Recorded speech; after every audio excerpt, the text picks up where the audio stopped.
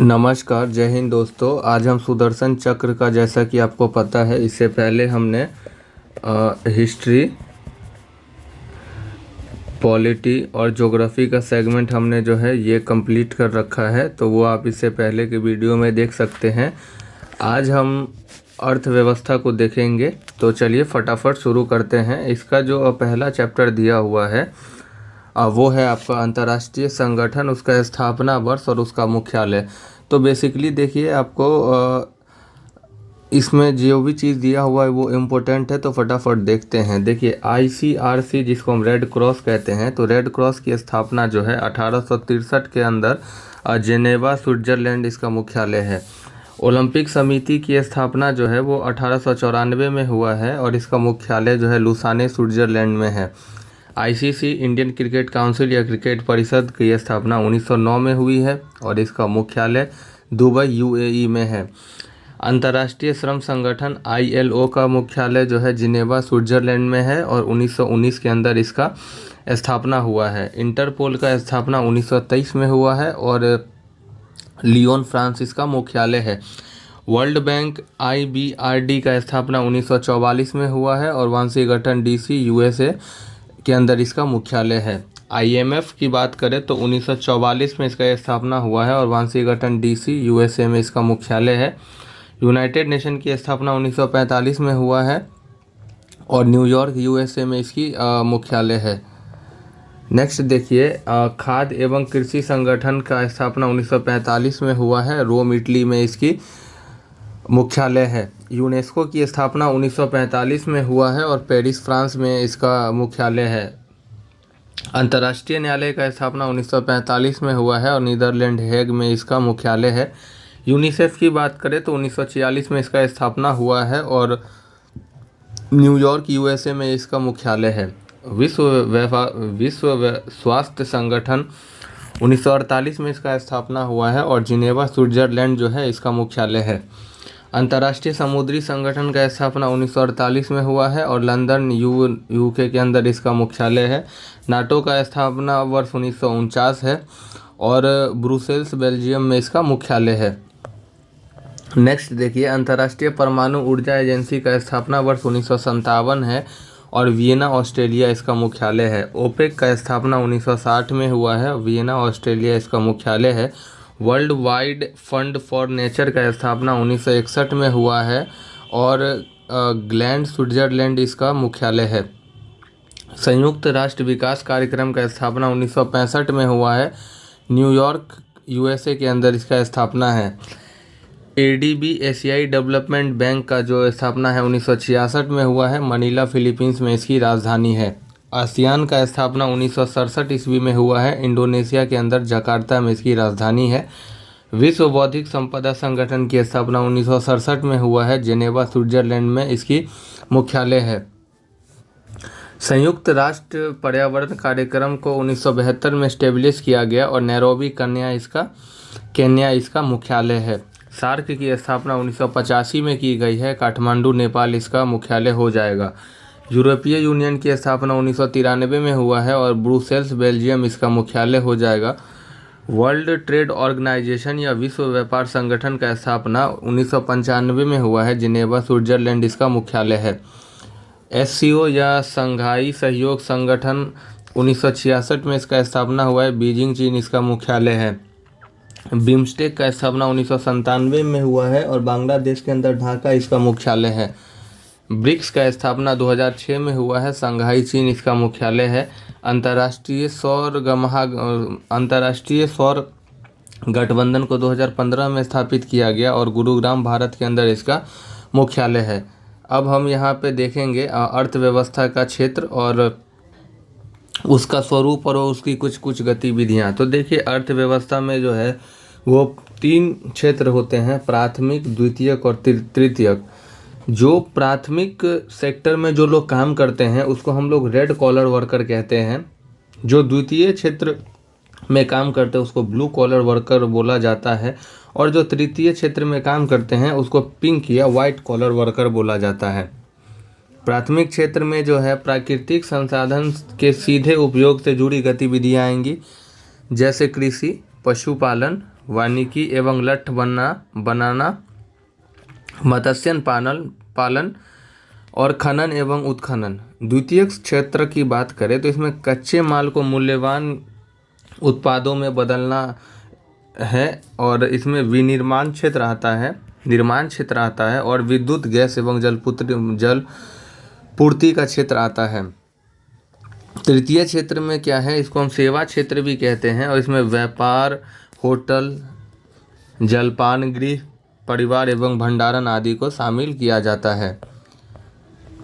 चतुर्थक क्षेत्र देखिए, इसको हम लोग उन्नत व्हाइट कॉलर वर्कर कहते हैं, और पंचम क्षेत्र को गोल्ड कॉलर कहते हैं। देखिए चतुर्थक क्षेत्र में जो है सूचना एवं ज्ञान आधारित सेवाएं आती है, जैसे कि बात करें IT, अनुसंधान एवं विकास, वित्तीय नियोजन, विशेषता आधारित शिक्षा।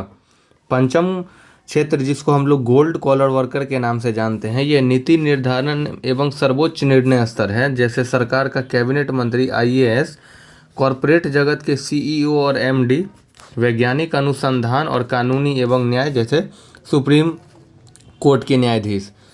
अब हम यहाँ पे नेक्स्ट जो हमारा टॉपिक है वो है 5 ईयर प्लान, भारतीय पंचवर्षीय योजना। तो देखिए पहला योजना जो है 51 से 56 के बीच इसकी अवधि है, और प्रथम पंचवर्षीय योजना को हेराल्ड डोमर मॉडल कहते हैं। इसका प्रमुख उद्देश्य जो था वो कृषि विकास पर मुख्य ध्यान देना था, यानी कृषि आधारित था।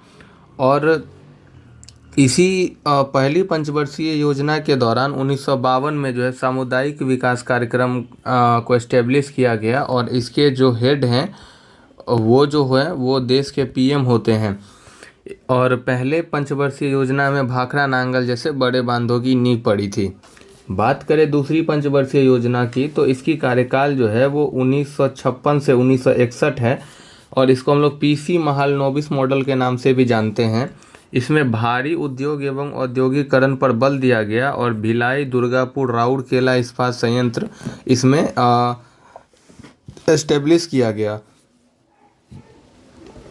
तीसरी योजना का कार्यकाल 1961 से 66 है, और इसका नारा था आत्मनिर्भरता, यानी सेल्फ डिपेंडेंस, और आत्मनिर्भरता एवं स्वस्फूर्ति अर्थव्यवस्था का इसमें लक्ष्य रखा गया। और तीसरी पंचवर्षीय योजना के दौरान 1962 में चीन युद्ध हुआ, 1965 में पाकिस्तान युद्ध हुआ, और सूखे के कारण जो है वो तीसरी पंचवर्षीय योजना विफल रही। इसके बाद जो है वो 3 वर्षों का टेन्योर आया, जिसको योजना अवकाश के नाम से जानते हैं, और इसका समय अवधि 1966 से 1969 है। और इसमें मॉडल दिया गया वार्षिक योजना का, और तीसरी योजना के विफलता के बाद 3 वर्षीय योजनाएं ये चली थी, और हरित क्रांति की शुरुआत जो है वो योजना अवकाश के दौरान ही हुआ था। चौथी योजना जो है ये इसका कार्यकाल 1969 से 1974 है। इसका नारा था स्थिरता के साथ विकास, और इसमें आत्मनिर्भरता पर जोर दिया गया। और चौथी योजना पंचवर्षीय योजना के दौरान ही 14 बैंकों का राष्ट्रीयकरण 1969 ईस्वी में किया गया, और स्माइलिंग बुद्धा नामक पहला परमाणु परीक्षण 1974 के अंदर किया गया।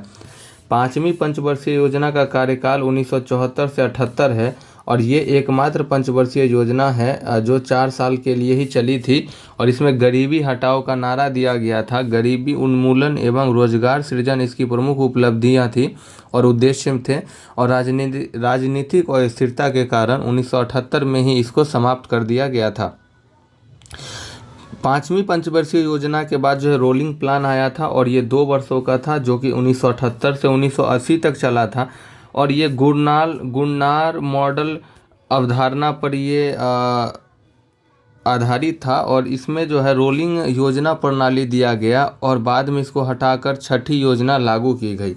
छठी पंचवर्षीय योजना की बात करें तो इसका समय अवधि 1980 से 1985 है, और इसमें गरीबी निवारण का नारा दिया गया। ध्यान रखिएगा, गरीबी हटाओ का नारा पाँचवीं पंचवर्षीय योजना में दिया गया, जो 4 वर्ष का ही था। तो ऐसे याद रखिएगा कि पाँचवीं पंचवर्षीय योजना 4 वर्ष के लिए था, 1974 से 78, और गरीबी निवारण के लिए छठी पंचवर्षीय योजना आया, और इसका उद्देश्य और उपलब्धि थी तकनीकी आत्मनिर्भरता।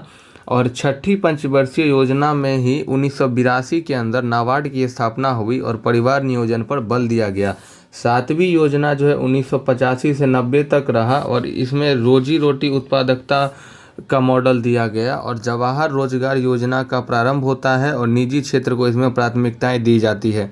आठवीं पंचवर्षीय योजना का कार्यकाल 1992 से 1997 है और इसमें लिबरलाइजेशन, प्राइवेटाइजेशन और ग्लोबलाइजेशन यानी एलपीजी सुधार लाया गया और इसमें मानव संसाधन विकास पर बल दिया गया और आर्थिक सुधार के बाद पहली सफल योजना थी। नौवीं पंचवर्षीय योजना का समय अवधि 1997 से 2002 है और इसमें सामाजिक न्याय का नारा दिया गया और समानता के साथ विकास और स्वर्ण जयंती शहरी योजना इसमें शुरू किया गया और भुगतान संतुलन पर ध्यान दिया गया। 10वीं योजना का समय अवधि 2002 से 2007 है और इसका नारा था उच्च विकास दर। 10 वर्षों में प्रति व्यक्ति आय दोगुना करने का लक्ष्य रखा गया और उच्च वृद्धि दर प्राप्त की गई। 11वीं पंचवर्षीय योजना का समय है 2007 से 2012 और इसमें समावेशी विकास यानी सस्टेनेबल डेवलपमेंट का जो है वो नारा दिया गया और तीव्र एवं आर्थिक समावेशी विकास को इसमें उद्देश्य और लक्ष्य रखा गया और शिक्षा के अधिकार आरटीई लागू किया गया। 12वीं और अंतिम पंचवर्षीय योजना 2012 से 17 तक चला और धरणीय विकास इसका नारा था और तीव्र समावेशी एवं सतत विकास और ये अंतिम पंचवर्षीय योजना था। और इसी में 2015 के अंदर जो है जो पहले योजना आयोग था उसके स्थान पर जो है वो नीति आयोग का गठन किया गया और जिसके जो अध्यक्ष हैं यानी हेड हैं वो भारत के प्रधानमंत्री होते हैं। नेक्स्ट हम देखते हैं और नीति आयोग के बारे में। देखिए नीति आयोग में जो है वो नीति का फुल फॉर्म है national institution for transforming India यानी राष्ट्रीय भारत परिवर्तन संस्था। इसकी स्थापना 1 जनवरी 2015 को होता है और स्थापना का माध्यम जो था वो केंद्रीय मंत्रिमंडल का कार्यकारी प्रस्ताव था। निकाय की प्रकृति देखें तो ये संविधानेतर यानी नॉन कॉन्स्टिट्यूशनल है एवं अवैधानिक यानी नॉन स्टेटरी परामर्शदात्री निकाय है। इसका प्रतिस्थापन जो है योजना आयोग जो 15 मार्च 1950 को स्थापना किया गया था उसके जगह पे नीति आयोग को लाया गया। इसका हेडक्वार्टर नीति भवन नई दिल्ली के अंदर है और इसका मूल्य दर्शन है सहकारी संघवाद एवं सबका साथ सबका विकास। नेक्स्ट टॉपिक हम देखते हैं भारतीय बैंकिंग एवं वित्तीय संस्थाएं। भारत में टोटल 12 सार्वजनिक क्षेत्र के बैंक हैं जिसको पीएस पब्लिक सेक्टर बैंक्स भी कहते हैं। पहला बैंक देखते हैं एसबीआई। एसबीआई की स्थापना 1955 में हुआ और इसका मुख्यालय जो है वो मुंबई में है। इसके संस्थापक या इसकी जो इम्पोर्टेंट फैक्ट है वो ये है कि इंपीरियल बैंक ऑफ इंडिया का राष्ट्रीयकरण करके जो है एसबीआई का गठन 1955 में किया गया। पीएनबी की बात करें तो 1894 में इसका स्थापना हुआ और नई दिल्ली इसका मुख्यालय है। और जो पंजाब नेशनल बैंक है इसको लाला लाजपत राय द्वारा स्थापित किया गया था। बैंक ऑफ बड़ौदा का स्थापना 1908 में हुआ और इसका मुख्यालय बड़ोदरा गुजरात है। और सयाजीराव गायकवाड़ तृतीय द्वारा इसका स्थापना किया गया। कैनरा बैंक का स्थापना 1906 में बेंगलुरु इसका मुख्यालय है और सिंडिकेट बैंक का विलय करके कैनरा बैंक को 1906 में स्थापित किया गया था। यूनियन बैंक ऑफ इंडिया का स्थापना 1919 में हुआ। मुंबई में इसका मुख्यालय है और महात्मा गांधी द्वारा यूनियन बैंक ऑफ इंडिया का जो है वो उद्घाटन किया गया था। अगला देखिए बैंक ऑफ इंडिया का स्थापना 1906 में होता है। मुंबई इसका मुख्यालय है और निजी व्यवसायियों द्वारा ये स्थापना इसका किया गया था। इंडियन बैंक का स्थापना 1907 में हुआ। चेन्नई इसका मुख्यालय है। स्वदेशी आंदोलन की उपज है Indian bank. Central bank of India का स्थापना 1911 में हुआ और मुंबई इसका मुख्यालय हो जाएगा। फिरोज शाह मेहता द्वारा स्थापित किया गया था central bank of India. Indian overseas bank की स्थापना 1937 में हुआ था और इसका मुख्यालय चेन्नई है और एमसीटी चिदम्बरम चट्टियार द्वारा इसको स्थापित किया गया था। यूको बैंक की स्थापना 1943 में हुआ था। कोलकाता इसका मुख्यालय है और जीडी बिरला द्वारा इसको स्थापित किया गया था। बैंक ऑफ महाराष्ट्र की बात करें तो 1935 में इसको स्थापना वर्ष है इसका और पुणे इसका मुख्यालय है। महाराष्ट्र आधारित बैंक है ये। पंजाब एंड सिंध बैंक की बात करें तो 1908 में इसका स्थापना हुआ और नई दिल्ली जो है इसका मुख्यालय है। भाई वीर सिंह द्वारा इसको जो है वो स्थापित किया गया था। अगला हम देखते हैं प्रमुख वित्तीय नियामक एवं विशिष्ट संस्थाएं और इस टॉपिक में हम देखेंगे सबसे पहले आरबीआई को। तो देखिए जो आरबीआई है इसकी स्थापना 1 अप्रैल 1935 को हुआ था और हिल्टन यंग आयोग जिसका गठन 1926 में हुआ था उसके रिपोर्ट पर आरबीआई की स्थापना 1935 में किया गया। अधिनियम की बात करें तो ये भारतीय रिजर्व बैंक अधिनियम 1934 पर आधारित है। इसका राष्ट्रीयकरण 1 जनवरी 1949 को किया गया था। प्रारंभिक मुख्यालय इसका तो कोलकाता था, लेकिन स्थायी मुख्यालय 1937 के अंदर मुंबई को बनाया गया। आरबीआई का प्रमुख कार्य है मुद्रा जारी करना। सरकार का बैंकर है ये और बैंकों का बैंक है तथा ये मौद्रिक नीति नियंत्रण करता है। प्रतीक चिन्ह इसका ताड़ का पेड़ है और रॉयल बंगाल टाइगर इसका प्रतीक चिन्ह है। नेक्स्ट टॉपिक हम देखते हैं प्रमुख वित्तीय संस्थान। देखिए नाबार्ड का स्थापना 1982 में हुआ था। इसका मुख्यालय मुंबई है और ये ग्रामीण ऋण व कृषि विकास इसका प्रमुख कार्य है। सिडबी की बात करें तो 1990 में इसका स्थापना हुआ। लखनऊ के अंदर इसका मुख्यालय हो जाएगा। MSME micro small medium enterprises वित्त व क्रेडिट गारंटी ये देता है। सेबी की बात करें तो 1992 के अंदर इसका स्थापना होता है। मुंबई इसका मुख्यालय है और ये शेयर बाजार को रेगुलेट करता है। मुद्रा की बात करें तो 2015 के अंदर इसका स्थापना होता है और इसका मुख्यालय नई दिल्ली है। लघु व्यवसाय पुनर्वित्त करना इसका प्रमुख कार्य है। भारत के कुछ हम महारत्ना कंपनी को देखते हैं। पहला है BPCL, Bharat petroleum corporation limited. इसका स्थापना 1952 में हुआ था। Steel authority of India limited जिसको हम सेल के नाम से जानते हैं, इसका स्थापना 1954 में हुआ था।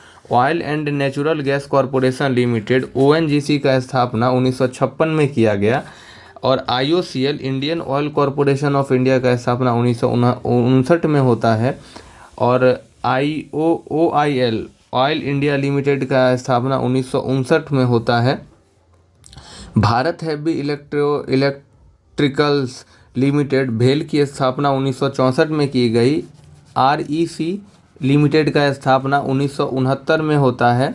Hindustan petroleum corporation limited HPCL का स्थापना 1974 में किया गया। कोल इंडिया लिमिटेड सीआईएल का स्थापना 1975 में और राष्ट्रीय ताप विद्युत निगम लिमिटेड एनटीपीसी का भी स्थापना 1975 के अंदर किया गया। गेल इंडिया लिमिटेड का स्थापना 1984 में। पावर फाइनेंस कॉरपोरेशन पीएफसी का स्थापना 1986 में किया गया। Power grid corporation of India limited PGCIL का स्थापना 1989 में हुआ और हिंदुस्तान एरोनॉटिक्स लिमिटेड एचएएल का स्थापना जो है वो 2024 में हुआ था। यानी भारत में जो है महारत्न कंपनी की बात करें तो ये टोटल वर्तमान में अभी 14 है। अब हम देखते हैं यहाँ पे जीएसटी के बारे में, जिसको हम गुड्स एंड सर्विस टैक्स के नाम से जानते हैं। देखिए ये 101वां संविधान संशोधन अधिनियम 2016 के तहत जो है 122वां संविधान संशोधन विधेयक 8 सितंबर 2016 को राष्ट्रपति के हस्ताक्षर के उपरांत अधिनियम में ये परिवर्तित हो गया। जीएसटी में ये ध्यान रखिएगा ये 101वां संविधान संशोधन है और 122वां संविधान संशोधन विधेयक है। इसको लागू 1 जुलाई 2017 से किया गया और विजय केलकर समिति के सिफारिश पर जीएसटी को लागू किया गया।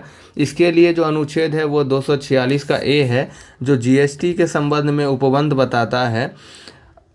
इसमें निम्नलिखित व्यवस्था की गई है। संसद सीजीएसटी, आईजीएसटी और राज्य के अंदर एसजीएसटी लगाने का अधिकार होगा। अनुच्छेद 289 ए में बोला गया है कि वस्तु और सेवा कर परिषद का प्रावधान है। जीएसटी की बात करें तो ये एक अप्रत्यक्ष कर है। यह समवर्ती सूची पर लगने वाला कर है जिसमें केंद्र सरकार, राज्य सरकार द्वारा उद्गृहित एवं एकत्र किए जाने वाले कई अप्रत्यक्ष करों को शामिल किया जाता है।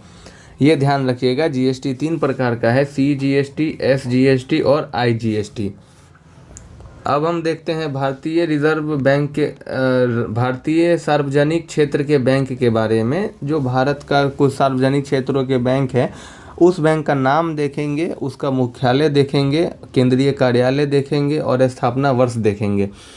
पहला हम बात करते हैं बैंक ऑफ बड़ौदा का। तो बैंक ऑफ बड़ौदा का केंद्रीय मुख्यालय बड़ोदरा गुजरात है और 1908 में इसको स्थापित किया गया था। बैंक ऑफ इंडिया का स्थापना मुंबई इसका केंद्रीय कार्यालय है और 1906 में किया गया था। बैंक ऑफ महाराष्ट्र का स्थापना 1935 में किया गया और पुणे इसका केंद्रीय कार्यालय है।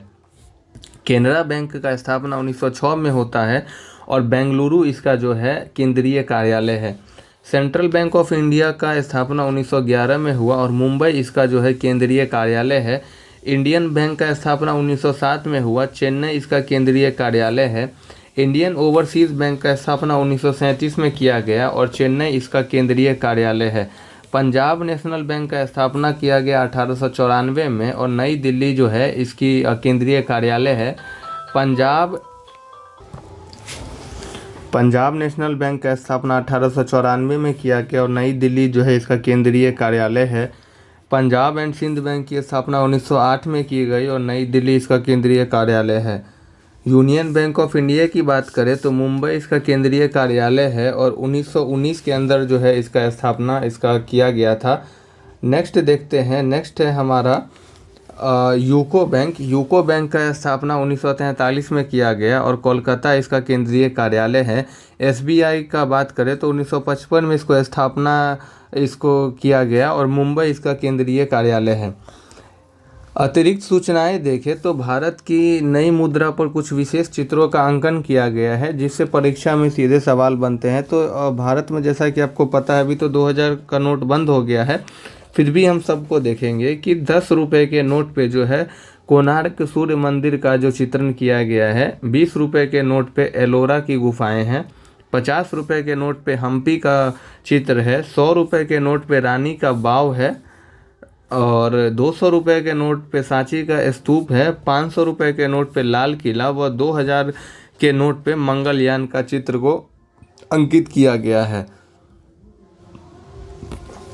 इकोनॉमिक्स यानी अर्थव्यवस्था या अर्थशास्त्र के अंतर्गत कुछ समितियों का गठन किया गया है।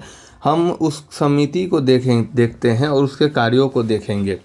पहला है नचिकेत मोड़ समिति। देखिए जो नचिकेत मोड़ समिति है ये वित्तीय समावेशन को प्रोत्साहित करने हेतु बैंकिंग ढांचे से संबंधित है। तो नचिकेत मोड़ समिति आपको याद रखना है कि अब बैंकिंग ढांचे से इसका संबंध हो जाएगा।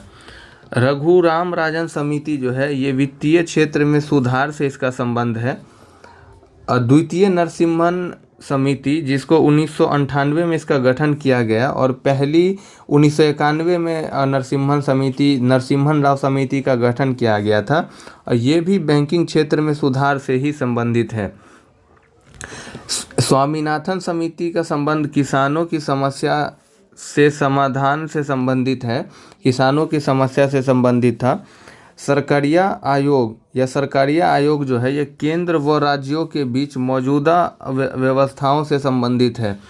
पीसी महालनोबिस समिति जो है ये राष्ट्रीय आय से संबंधित है। राजमन्नार समिति जो है ये भी केंद्र व राज्यों के बीच मौजूद व्यवस्थाओं से संबंधित है।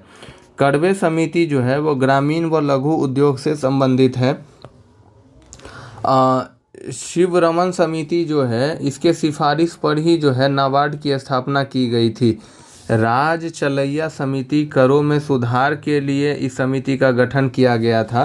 विजय केलकर समिति जो है ये PPP मॉडल का मूल्यांकन के लिए इसका गठन किया गया था।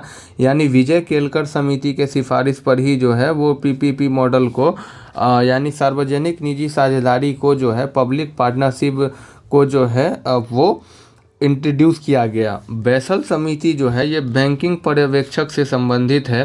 सरदार स्वर्ण सिंह समिति का संबंध जो है ये मूल कर्तव्यों के प्रावधान को जोड़ने से है। मल्होत्रा समिति की बात करें तो इसका संबंध बीमा क्षेत्र में सुधार से है। बलवंत राय मेहता समिति त्रिस्तरीय पंचायती राज से संबंधित है। सत्यम समिति वस्त्र नीति से संबंधित है। और नेक्स्ट देखिए सुंदर राजन समिति खनिज तेल में सुधार से संबंधित है। सुरेश तेंदुलकर समिति गरीबी के आकलन से संबंधित है। के संथानम समिति भ्रष्टाचार निवारण से संबंधित है। MN गोइपोरिया समिति जो है बैंकिंग सेवा में सुधार से संबंधित है, और तारापोर समिति पूंजी खाते की परिवर्तनशीलता से संबंधित है। भंडारी समिति क्षेत्रीय ग्रामीण बैंकों के पुनर्गठन से इसका संबंध है। नेक्स्ट देखते हैं शंकरलाल गुरु समिति, ये कृषि क्षेत्र से ये संबंधित है। चक्रवर्ती समिति मौद्रिक प्रणाली से संबंधित है। दत्त समिति औद्योगिक लाइसेंसिंग से संबंधित है। खुसरो समिति कृषि ऋण प्रणाली में सुधार से संबंधित है। गाडगिल व के कस्तूरी रंगन समिति पश्चिमी घाटों के संरक्षण से संबंधित है। सी रंगराजन समिति गरीबी मापने की पद्धति से संबंधित है। महाजन समिति की बात करें तो चीनी उद्योग व गन्ना उत्पादक किसानों की समस्याओं पर विचार से संबंधित है। रेखी समिति अप्रत्यक्ष कर से संबंधित है। सुखमय चक्रवर्ती समिति भारतीय मौद्रिक प्रणाली के कामकाज का आकलन करने से संबंधित है। आबिद हुसैन समिति का संबंध लघु उद्योगों की विसंगतियों को दूर करने से ये संबंधित है। भगवती समिति जो है ये बेरोजगारी एवं लोक कल्याण से संबंधित है। नेक्स्ट देखते हैं योजना कार्यक्रम का नाम और उसकी शुरुआत कब की गई। सामुदायिक विकास कार्यक्रम की शुरुआत जो है वो 2 अक्टूबर 1952 से किया गया। सूखा संभावित क्षेत्र विकास कार्यक्रम की शुरुआत 1973-74 से किया गया। एकीकृत बाल विकास सेवा योजना 1975 इसका शुरुआती वर्ष है। मरुभूमि विकास योजना की शुरुआत 1977-78 में किया गया। काम के बदले अनाज कार्यक्रम की शुरुआत 1977-78 में किया गया। एकीकृत ग्रामीण विकास कार्यक्रम की शुरुआत जो है 1978 में किया गया। जवाहर रोजगार योजना 1 अप्रैल 1989 से इसकी शुरुआत की गई। मिड डे मील योजना जिसको मध्याह्न भोजन योजना कहते हैं 15 अगस्त 1995 से इसकी शुरुआत होती है। स्वर्ण जयंती शहरी रोजगार योजना 1 दिसंबर 1997 से इसकी शुरुआत होती है।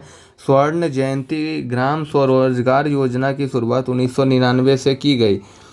प्रधानमंत्री ग्राम सड़क योजना 25 दिसंबर 2000 से इसकी शुरुआत होती है। अंत्योदय अन्न योजना 25 दिसंबर 2000 है इसकी शुरुआती वर्ष। सर्व शिक्षा अभियान को 2001 से शुरुआत किया गया। कस्तूरबा गांधी बालिका विद्यालय योजना की शुरुआत 2004 में की गई। मनरेगा या बापू ग्रामीण रोजगार गारंटी योजना की शुरुआत 2006 से की गई।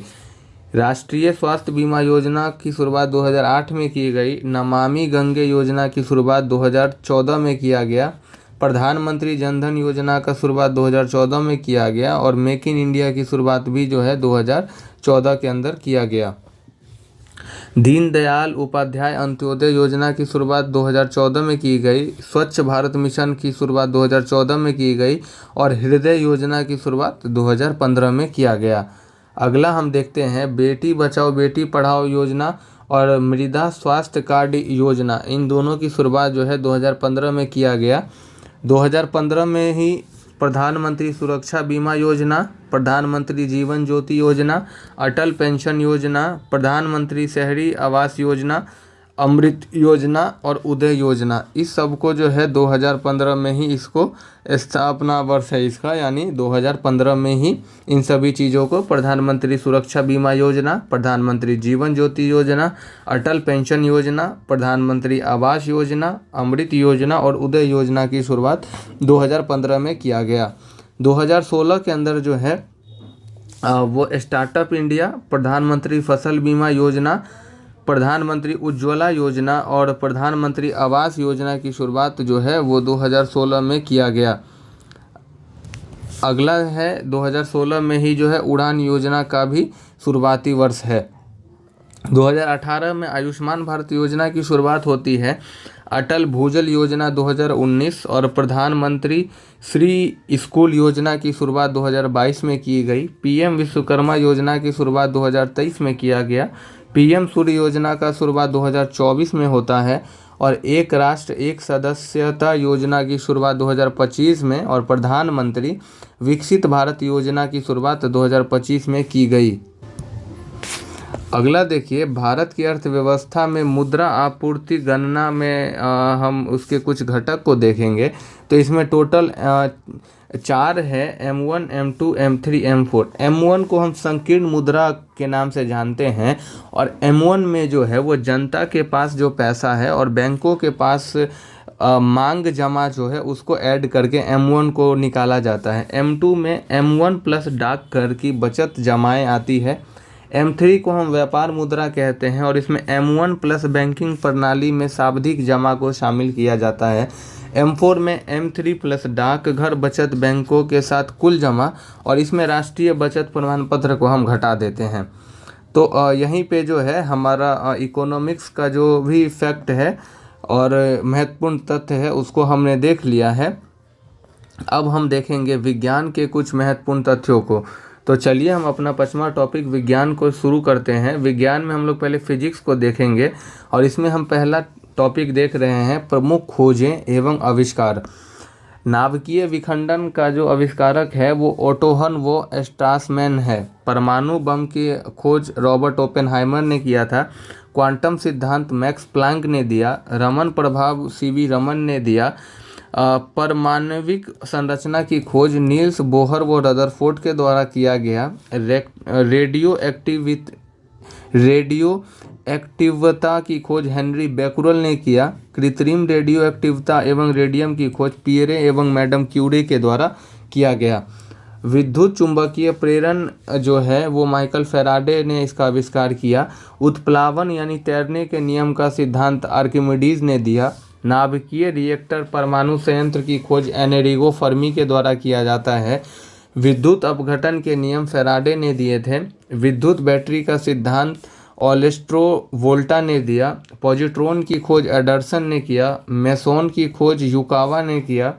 डायोड वाल्व का खोज J.A. फ्लेमिंग के द्वारा होता है और ट्रायोड वाल्व की खोज L.D. फॉरेस्ट जो है इसके आविष्कारक हैं।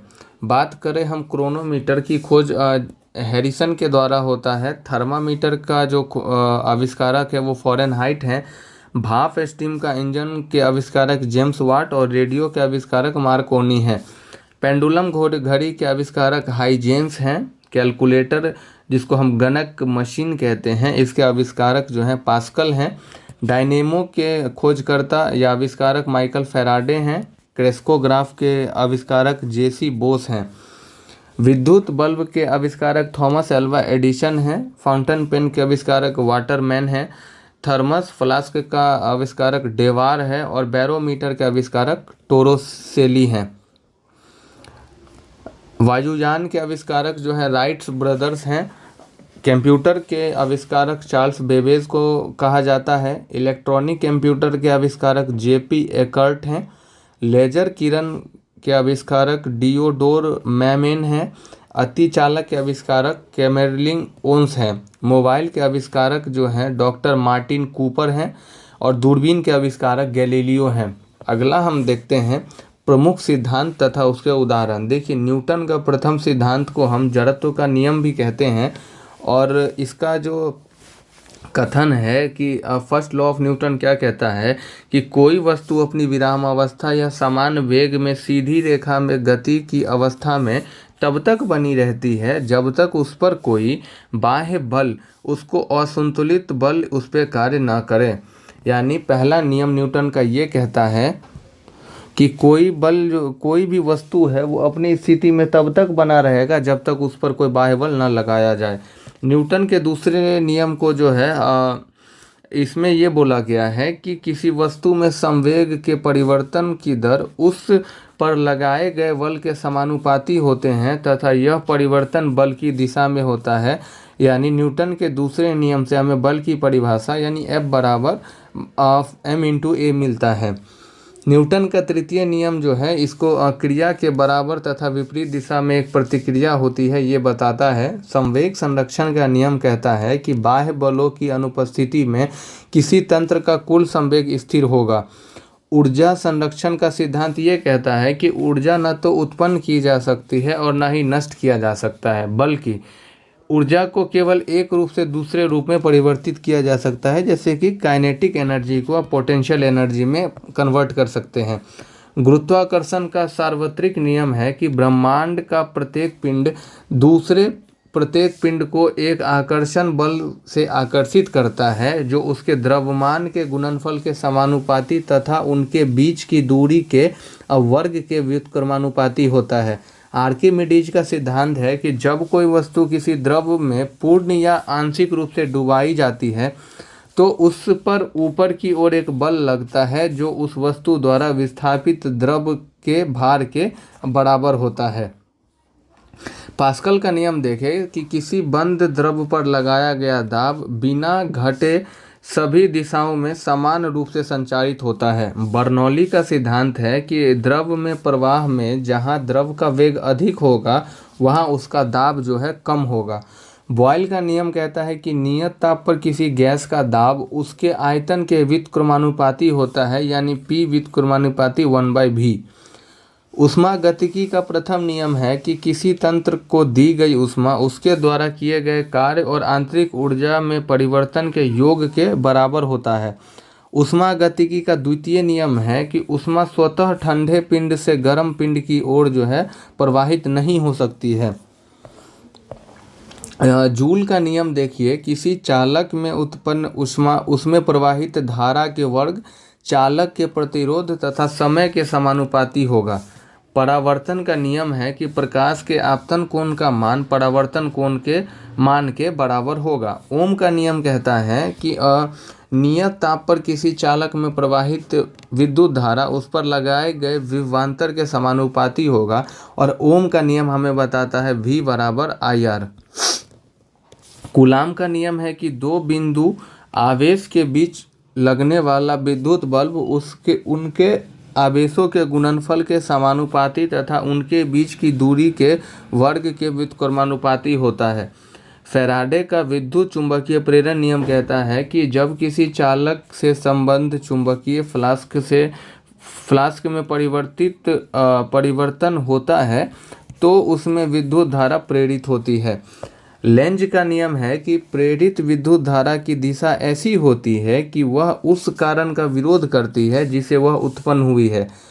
फोटो इलेक्ट्रिक प्रभाव ये है कि जब किसी धातु की सतह पर नियत न्यूनतम आवृत्ति से अधिक आवृत्ति का प्रकाश डाला जाता है तो उससे इलेक्ट्रॉनों का उत्सर्जन होता है। द्रव्यमान ऊर्जा संबंध यानी E बराबर जो है mc² जो है ये कहता है कि द्रव्यमान और ऊर्जा परस्पर परिवर्तनीय है तथा द्रव्यमान का उत्प्रेरक कण ऊर्जा का एक रूप है। ये हमारा जो है वो फिजिक्स यहाँ पे जो भी इम्पोर्टेंट फैक्ट था वो समाप्त होता है। अब हम केमिस्ट्री का कुछ यहाँ पे सामान्य नाम देखेंगे, उसका रासायनिक नाम देखेंगे और उसका रासायनिक सूत्र देखते हैं। पहला है नमक का तेजाब। नमक का तेजाब का रासायनिक नाम हाइड्रोक्लोरिक अम्ल है और इसका रासायनिक सूत्र HCl है। गंधक का अम्ल को हम सल्फ्यूरिक अम्ल के नाम से जानते हैं और H2SO4 इसका सूत्र है। सोरा अम्ल को हम नाइट्रिक अम्ल के नाम से जानते हैं और HNO3 इसका सूत्र है। सिरका का नाम एसिटिक अम्ल या एथेनोइक अम्ल है और CH3COOH इसका रासायनिक सूत्र है। कास्टिक सोडा का रासायनिक नाम जो है वो सोडियम हाइड्रोक्साइड है और NaOH इसका रासायनिक सूत्र है। कास्टिक पोटास का रासायनिक नाम पोटेशियम हाइड्रोक्साइड है और KOH इसका रासायनिक सूत्र है। बुझा हुआ चूना को हम कैल्शियम हाइड्रोक्साइड के नाम से जानते हैं और CaOH2 इसका रासायनिक सूत्र है। खाने का नमक को हम सोडियम क्लोराइड के नाम से जानते हैं और NaCl इसका रासायनिक सूत्र है। धोने का सोडा का रासायनिक नाम सोडियम कार्बोनेट है और Na2CO3 × 10H2O जो है इसका रासायनिक सूत्र है। बेकिंग सोडा का जो रासायनिक नाम है वो सोडियम बाइकार्बोनेट है, NaHCO3 इसका रासायनिक सूत्र है। प्लास्टर ऑफ पेरिस का रासायनिक नाम कैल्शियम सल्फेट हेमीहाइड्रेट है और CaSO4 × ½ H2O इसका रासायनिक सूत्र है। ब्लीचिंग पाउडर का रासायनिक नाम कैल्शियम ऑक्सीक्लोराइड है और CaCl2 जो है इसका रासायनिक सूत्र है। नेक्स्ट हम देखते हैं फिटकिरी का रासायनिक नाम पोटेशियम एल्यूमिनियम सल्फेट है और इसका रासायनिक सूत्र है KAI × SO4 का होल पावर 2 × 12H2O। नीला थोथा को हम कॉपर सल्फेट कहते हैं, इसका रासायनिक सूत्र CuSO4 इंटू 5H2O होगा। क्विक लाइम को हम कैल्शियम ऑक्साइड के नाम से जानते हैं और इसका रासायनिक सूत्र CaO है। बिना बुझा हुआ चूना को हम क्विक लाइम कहते हैं और Ca इंटू OH2 इसका जो है रासायनिक सूत्र है। कार्बन डाइऑक्साइड को हम CO2 के नाम से जानते हैं और इसका रासायनिक सूत्र CO2 है। कार्बन मोनोऑक्साइड का रासायनिक सूत्र CO है। अल्कोहल का रासायनिक नाम एथेनॉल और रासायनिक सूत्र इसका C2H5OH है। मिथाइल अल्कोहल का रासायनिक नाम मिथेनॉल और CH3OH इसका रासायनिक सूत्र है। ग्लूकोज का रासायनिक सूत्र C6H12O6 है। यूरिया का रासायनिक सूत्र CONH2 इंटू 2 है।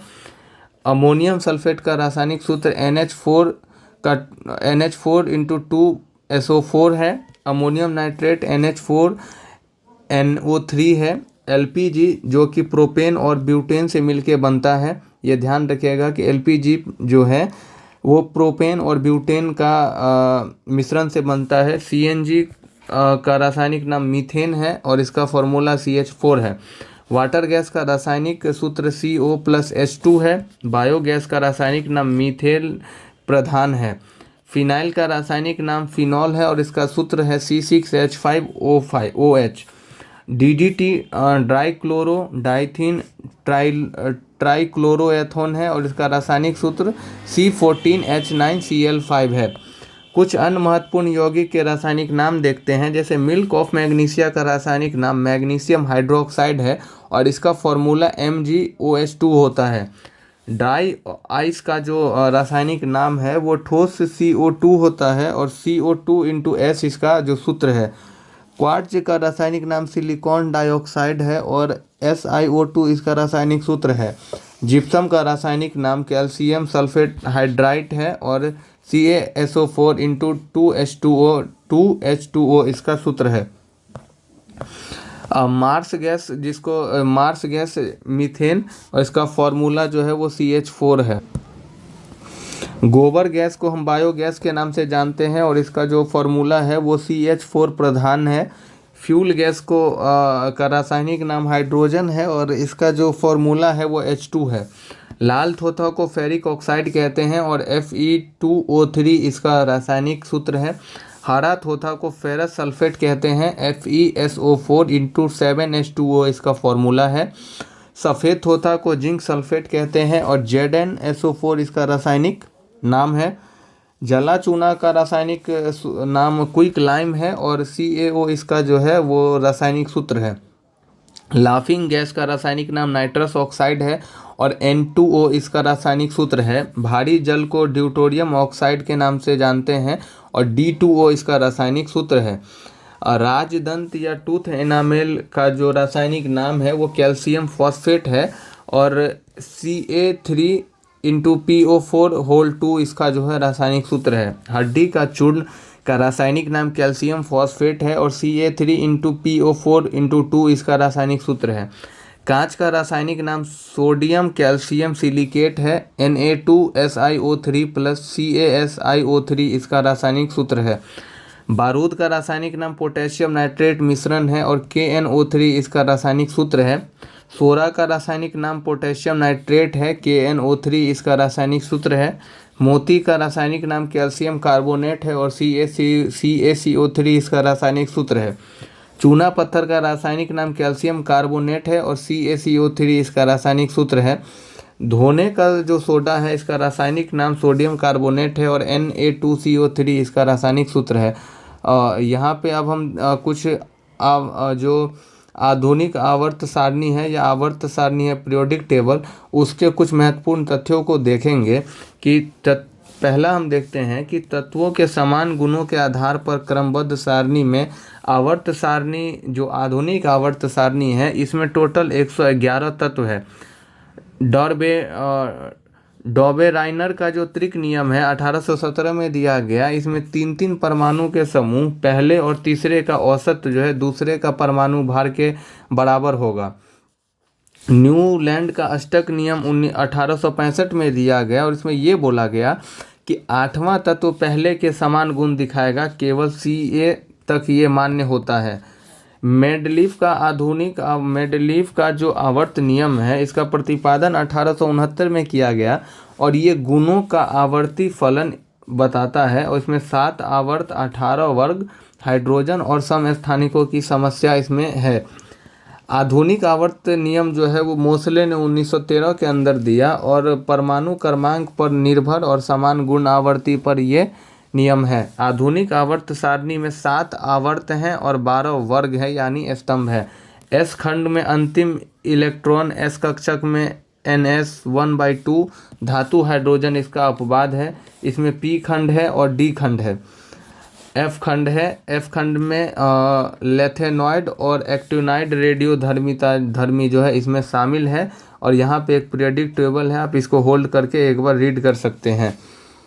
यहाँ पे देखिएगा 6 कॉलम में लेथेनाइड सीरीज है और एंटीनाइड सीरीज जो है 7 में है। F एलिमेंट नीचे दिया गया है, इसको आप एक बार देख सकते हैं। नेक्स्ट हम जो है बायोलॉजी का सेगमेंट देखेंगे। बायो में पहला कुछ विटामिन्स के बारे में बताया गया है। जैसे देखिए विटामिन ए को रेटिनॉल कहते हैं और जो रेटिनॉल है इसका स्रोत मछली के यकृत का तेल, गाजर, टमाटर, पपीता, आम, मक्खन, दूध आदि है। देखिए रेटिनॉल का क्या कार्य है, ये दृष्टि वृद्धि, उपकला, उत्तकों के विभेदीकरण में ये काम करता है। मतलब आप सीधा सीधा याद रखिए कि रेटिनॉल यानी विटामिन ए के कमी से दृष्टि से संबंधित बीमारी होती है और हीनता जनित रोग है जीरोफ्थैल्मिया। इसमें आँख के कॉर्निया का कठोरीकरण हो जाता है और आंतरिक अंधता होती है। विटामिन B1 जिसको हम थायमीन कहते हैं, इसका स्रोत दूध, हरी सब्जियां, दालें हैं। विटामिन B1 को थायमीन के नाम से जानते हैं और इसका कार्य जो है ये ऊतकों की मरम्मत वृद्धि में आवश्यक है और इसके कमी से जो है बेरी रोग होता है जिसमें भूख कम लगता है और वृद्धि में मंदता देखी जाती है। विटामिन B2 को जो है राइबोफ्लोविन कहते हैं और इसका कार्य RBC के निर्माण में सहायक होता है और ये पाचन से संबंधित इससे बीमारी होती है और इसमें होंठ फटने लगता है।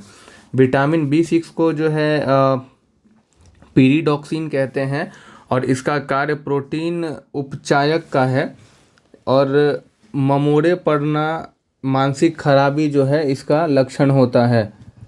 नेक्स्ट देखते हैं विटामिन B12 को साइनोकोबालामिन कहते हैं और ये RBC के निर्माण में सहायक होता है और इसके कमी से जो है वो RBC में हीमोग्लोबिन की कमी होने लगती है। विटामिन C को एस्कॉर्बिक अम्ल के नाम से जानते हैं और ये खट्टे फलों में होता है। ये RBC वो एंटीबॉडी के निर्माण में सहायक होता है। हड्डियां, दांतों व मसूड़ों के लिए ये अच्छा होता है और विटामिन C के कमी से जो है वो एस्कॉर्बिक रोग होता है। विटामिन D को कैल्सीफेरोल कहते हैं और ये सूर्य के प्रकाश से मिलता है और ये आंतों में कैल्शियम के अवशोषण में वृद्धि करता है और विटामिन D के कमी से रिकेट्स और ऑस्ट्रियोमलेशिया जो है ये बीमारी होता है। विटामिन E को टोकोफेरोल कहते हैं और ये प्रतिऑक्सीकारक की तरह कार्य करता है। प्रजनन अंगों के लिए ये आवश्यक है और RBC के में ये वृद्धि तथा मांसपेशियों की कमजोरी और इसमें ध्यान रखिएगा कि विटामिन E के कमी से प्रजनन विफलता आती है। विटामिन के को फाइलोक्विनोन कहते हैं और ये रक्त के थक्के जमने में सहायक होता है। अगर विटामिन के की कमी है तो इसके कमी से रक्त के थक्के जमने में कठिनाई होगी। जंतु जगत की बात करें तो इसमें प्रोटोजोआ जो है ये एक कोशिकीय है, इसकी विशेषताएं देखेंगे और इसके कुछ उदाहरण देखेंगे। देखिए जो प्रोटोजोआ है ये एक कोशिकीय होता है, इसकी सरल संरचना और प्रथम जंतु सजीव की सबसे सरल रचना है। इसके उदाहरण हैं प्रोटोजोआ के अमीबा, यूग्लिना, पैरामीशियम और प्लाज्मोडियम। पेरिफेरा की बात करें तो ये बहुकोशिकीय हैं, उत्तक व अंग इसमें नहीं है।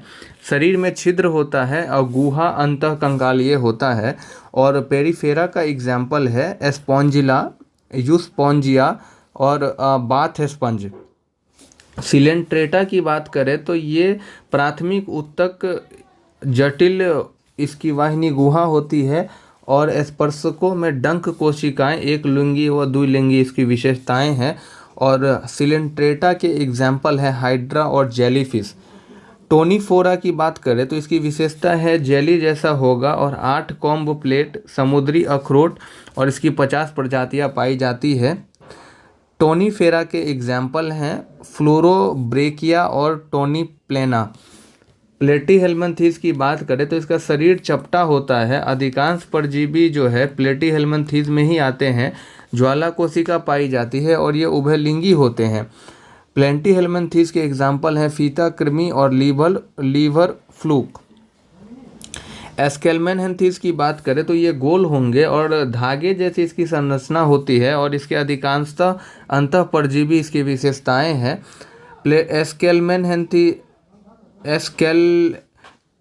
एस्केल्मेनथीस की एग्जाम्पल एस्केरिया और निमिडेटा हैं। एनीलिडा की बात करें तो एनीलिडा खंड युक्त होती है और नली के अंदर नली होगा।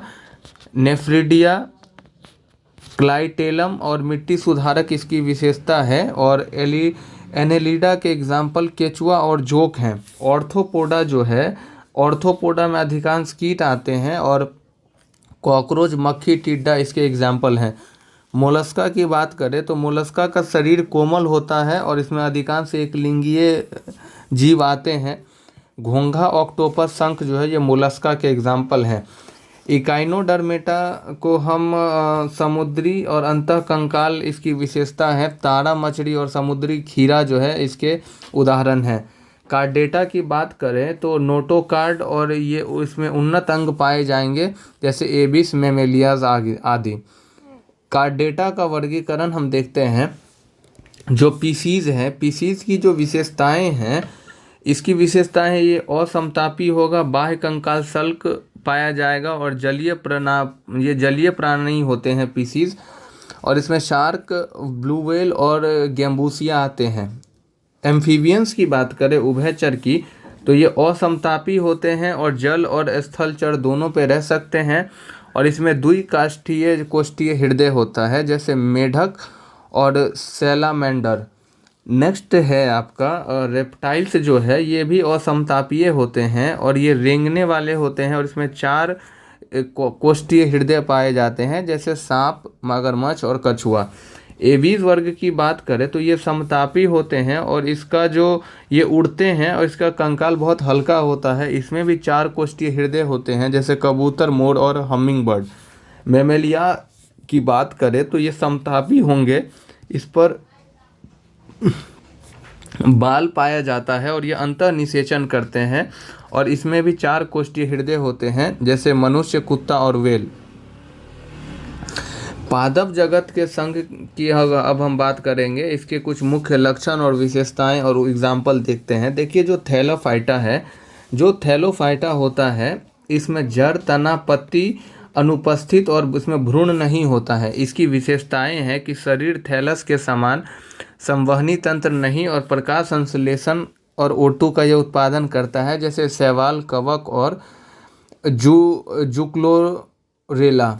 ब्रायोफाइटा जो है ये जड़, तना, पत्ती और इसमें संपूर्ण रूप से नहीं होती, लेकिन ये जल पर निर्भर जनन करता है और मृदा अपरदन को रोकते हैं। संवहनीय तंत्र नहीं इसकी विशेषता है। इसके उदाहरण है हॉर्नवर्ट और लिवरवर्ट। टेरिडोफाइटा की बात करें तो इसमें पूर्ण विकसित तना और पत्ती, जड़ अधूरी होगी लेकिन निषेचन हेतु जल इसमें आवश्यक होगा। इसकी विशेषताएं हैं कि ये स्थलीय सजावटी संवहन तंत्र आंशिक रूप से इसमें विकसित होती है और फर्न इसका एग्जाम्पल है। जिम्नोस्पर्म की बात करें तो इसमें पूर्ण विकसित जड़, तना, पत्ती और बीज बिना फल के इसके जो है ये लक्षण होते हैं। इसकी विशेषताएं हैं कि ये जल की आवश्यकता इसको नहीं होती है और ठंडे शीतोष्ण क्षेत्रों में अनुकूलित रह सकते हैं। पाइनस और गिंको इफ्रेडा इसके एग्जाम्पल हैं। एंजियोस्पर्म जिसको हम आवृत बीजी पादप कहते हैं, इसमें पूर्ण विकसित जड़, तना, पत्ती और बीज फल से ढके होते हैं। पुष्पीय पौधे से मसाले और औषधीय बीजों के आधार पर ये 2 प्रकार के होते हैं। एंजियोस्पर्म के एग्जाम्पल हैं अनाज, गेहूं, चना, मटर और सेम। प्रमुख एंजाइम तथा उनके कार्यों को देखते हैं। देखिए जो एमाइलेज है इसका स्रोत लार और पेनक्रियाज हैं। इसका कार्य जो है स्टार्च को ये माल्टोज में चेंज करता है। लाइपेज का जो स्रोत है वो पेनक्रियाज और पेट है और ये वसा को ग्लिसरॉल प्लस फैटी एसिड में चेंज करता है। पेप्सिन का स्थान पेट है और ये प्रोटीन को पेप्टाइड में चेंज करता है। ट्रिप्सिन का स्थान पेनक्रियाज है और ये प्रोटीन को छोटे पेप्टाइड्स में बदलता है। लैक्टेज जो है ये छोटी आंत में इसका स्रोत पाया जाता है और ये लैक्टोज को ग्लूकोज प्लस ग्लैक्टोज में चेंज करते हैं। सुक्रोज जो है ये सुक्रोज को ग्लूकोज प्लस फ्रक्टोज में तोड़ते हैं।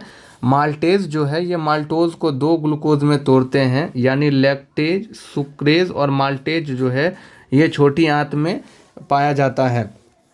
बात करें न्यूक्लियस का तो ये पेनक्रियाज आंत में पाया जाता है और ये न्यूक्लिक अम्ल को न्यूक्लियोटाइड्स में तोड़ता है। न्यूक्लियोटाइडेज की बात करें तो ये छोटी आंत में पाया जाता है और न्यूक्लियोटाइड को न्यूक्लियोसाइड प्लस फॉस्फेट में ये तोड़ता है। म्यूकोप्रोटीएज जो है ये लार में पाया जाता है और म्यूकस को छोटे पेप्टाइड में तोड़ता है। रेनिन जो है ये किडनी मतलब शिशुओं में किडनी में पाया जाता है और ये दूध को गाढ़ा बनाता है। प्रमुख ग्रंथियां वो हार्मोन देखते हैं। हार्मोन का नाम देखेंगे और कहाँ से स्रावित होता है वो देखेंगे और इसके कार्य और प्रभावों को देखते हैं। इंसुलिन का जो स्राव है वो अग्नाशय के बीटा सेल से होता है और ये रक्त शर्करा को कम करता है, ग्लूकोज की कोशिकाओं में ले जाता है और ग्लाइकोजन का निर्माण करता है इंसुलिन। ग्लूकोगान जो है ये अग्नाशय के अल्फा सेल से स्रावित होता है और ग्लूकागान जो है ये ग्लाइकोजन को ग्लूकोज और रक्त शर्करा को बढ़ाता है। थायरोक्सिन जो है ये थायराइड ग्रंथि से स्रावित होता है, मेटाबॉलिज्म को बढ़ाता है, विकास और ऊर्जा उत्पादन को नियंत्रित करता है। पैराथायरॉयड जो है ये पैराथायरॉयड ग्रंथि से स्रावित होता है और रक्त में कैल्शियम स्तर को बढ़ाता है और हड्डियों में Ca² प्लस निकालता है। एड्रीनलिन जो है ये अधिवृक्क यानी एड्रिनल मेडुला से निकलता है और एड्रेनलिन को लड़ाई या उड़ान प्रतिक्रिया, हृदय गति ये बढ़ाता है। कार्टिसोल जो है ये अधिवृक्क यानी एड्रेनलिन कॉर्टेक्स से निकलता है और ये तनाव में ग्लूकोज को बढ़ाता है। प्रोटीन और वसा का ये विनियामक है। एस्ट्रोजन जो है ये ओवरी से निकलता है और महिलाओं में लैंगिक लक्षणों का ये विकास करता है तथा मासिक चक्र को ये नियंत्रित करता है। प्रोजेस्टेरॉन जो है इसका निर्माण अंडाशय में होता है और गर्भाशय के में सहायक होगा और गर्भाशय की परत को ये तैयार करता है। टेस्टोस्टेरोन जो है ये अंडकोश इसका उत्पन्न स्थान है और पुरुषों में लैंगिक लक्षणों का विकास और शुक्राणु उत्पादन में ये सहायक होता है। वृद्धि हार्मोन जिसको GH कहते हैं, इसको ग्रोथ हार्मोन भी कहते हैं और ये पिट्यूटरी ग्लैंड से निकलता है। ये शरीर में वृद्धि, प्रोटीन संश्लेषण और ऊर्जा उपयोग को बढ़ाता है। प्रोलैक्टिन जो है पिट्यूटरी ग्रंथि इसका स्राव होता है और दूध उत्पादन को बढ़ाता है। थायराइड उत्तेजक हार्मोन या TSH जो है ये पिट्यूटरी ग्लैंड से ये इसका निष्कासन होता है और थायरोक्सिन का स्राव को बढ़ाता है। ACTH यानी एड्रीनोकार्टियोक्रोटोपिक हार्मोन जो है ये पिट्यूटरी ग्लैंड से इसका स्रावन होता है और कार्टिसोल का ये स्राव को बढ़ाता है। नेक्स्ट हम रोग और रोग कारक को देखेंगे। पहला हम बैक्टीरिया जनित रोग को देखते हैं। देखिए TB जिसको ट्यूबरोकुलोसिस या तपेदिक कहते हैं, इसका रोग कारक माइकोबैक्टीरियम ट्यूबरकुलोसिस है। इसका लक्षण क्या है? इसका लक्षण सामान्यतः लंग्स प्रभावित होते हैं और अन्य अंगों में भी संक्रमण हो सकता है। लंबे समय तक खांसी, वजन में कमी, हल्का बुखार, भूख लगना इसका लक्षण है और इसका उपचार डॉट्स ऑब्जर्वेशन की तरह से किया जाता है, जिसको डॉट्स में कहता है direct observation treatment short course. इसका टीका है BCG, बैसिलस, कॉलमेट, गुएरिन। अगला रोग है टाइफाइड, जिसको आंत शोथ या मियादी बुखार कहते हैं, स्लो फीवर। इसका रोग कारक साल्मोनेला टाइफी है और इसका जो लक्षण है वो सर्वप्रथम आंतों में संक्रमण होगा, उल्टी दस्त बुखार होता है, अल्सर होगा और मल के साथ जो है खून आने लगता है। इसका टेस्ट है विडाल टेस्ट, यानी टाइफाइड का जो टेस्ट है वो है विडाल टेस्ट।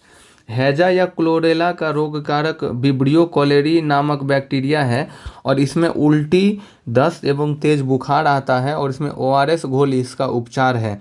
डिप्थीरिया, जिसको गलघोंटू कहते हैं, इसका बैक्टीरिया जो है वो है कार्नी बैक्टीरियम डिप्थीरियम और इसमें गले व श्वसन पथ में संक्रमण से श्वसनली अवरुद्ध हो जाती है, जिसमें सांस लेने में कठिनाई होती है और इसका वैक्सीन है डीपीटी वैक्सीन।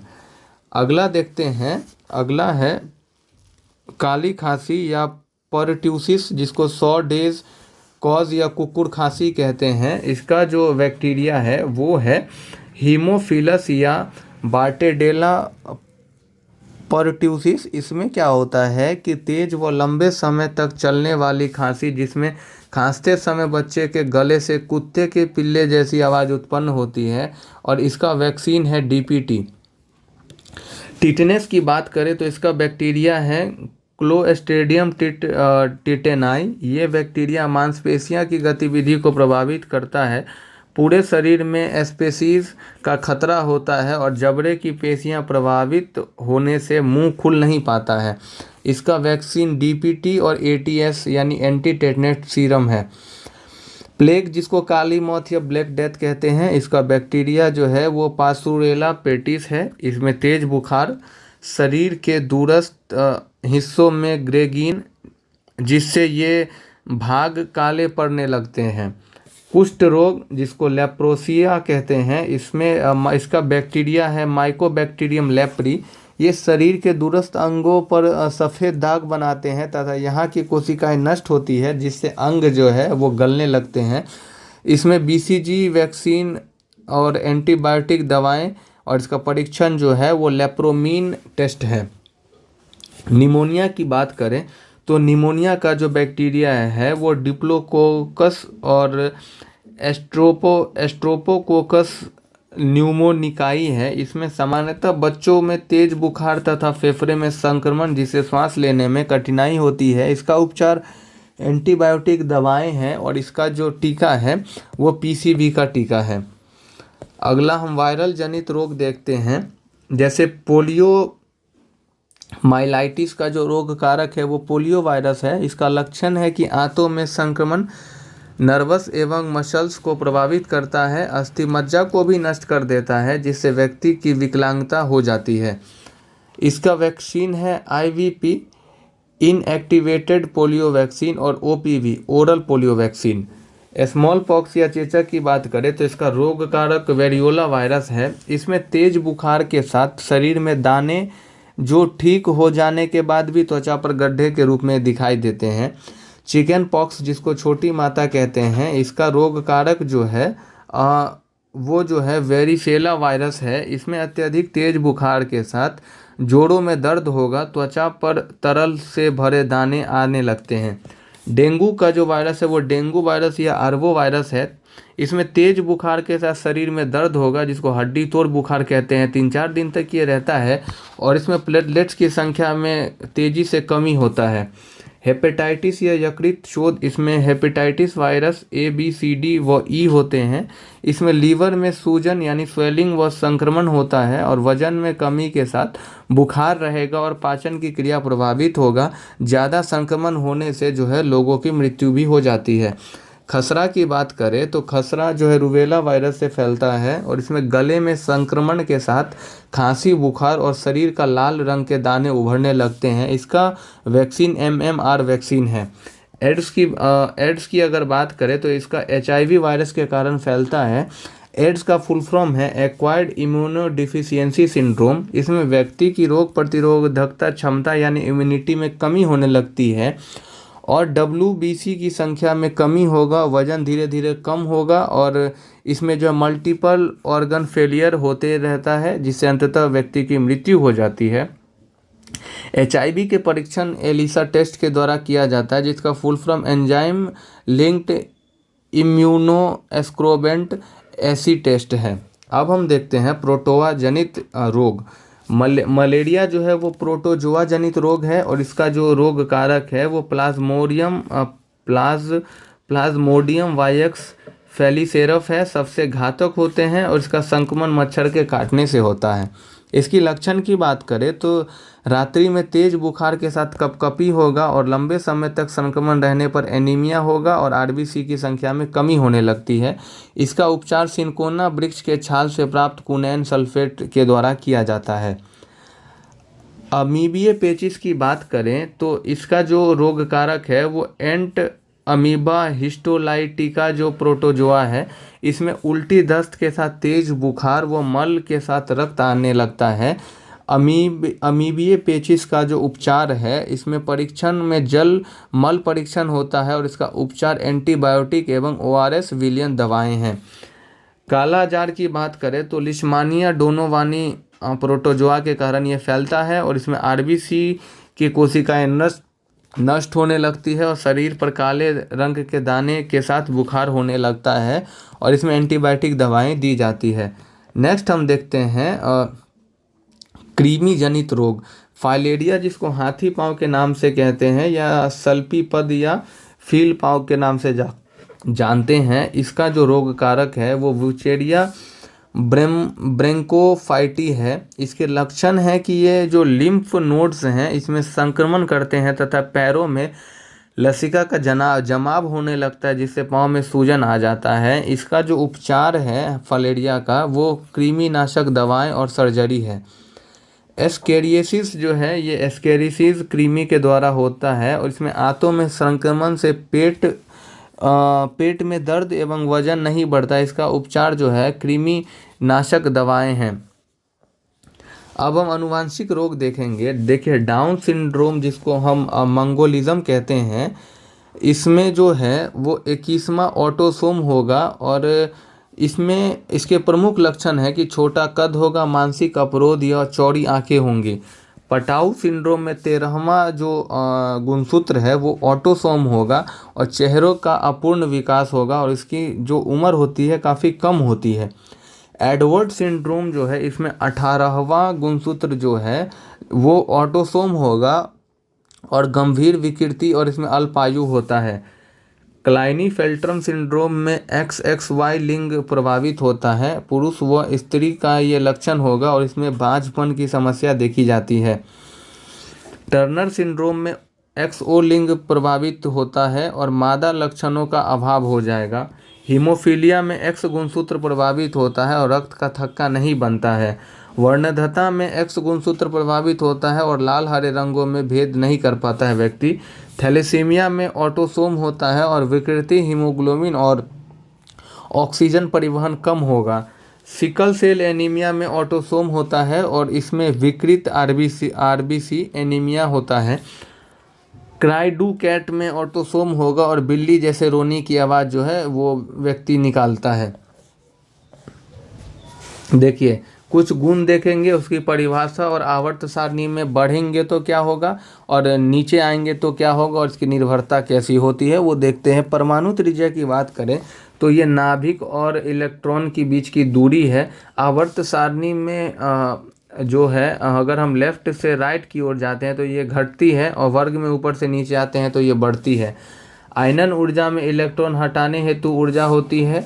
यहाँ पे जो बेसिकली है ये आवर्त में अगर हम जो लेफ़्ट से राइट जाएंगे तो बढ़ेगी और ऊपर से नीचे आएंगे तो घटेगी।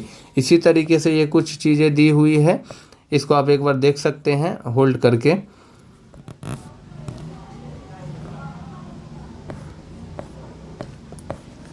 और यहाँ पे जो है बायोलॉजी का सेगमेंट भी कंप्लीट हो जाता है। अब हम लास्ट जो सेगमेंट है वो विविध देखेंगे, मिसलेनियस चीज़ों को देखते हैं। तो चलिए फटाफट शुरू करते हैं।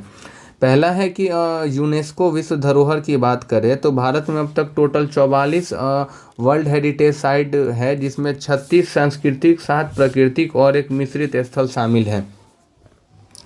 इसमें जो है हमको वर्ष नहीं देखना है, मोटा मोटा ये ध्यान रखना है कि ये जगह कहाँ है। जैसे अजंता की गुफाएं महाराष्ट्र में है, आगरा का किला यूपी में है, ताजमहल यूपी में है, एलोरा की गुफाएं जो है महाराष्ट्र में है, और इन सब को जो है 1983 के अंदर जो है वो विश्व धरोहर स्थल का दर्जा दिया गया था।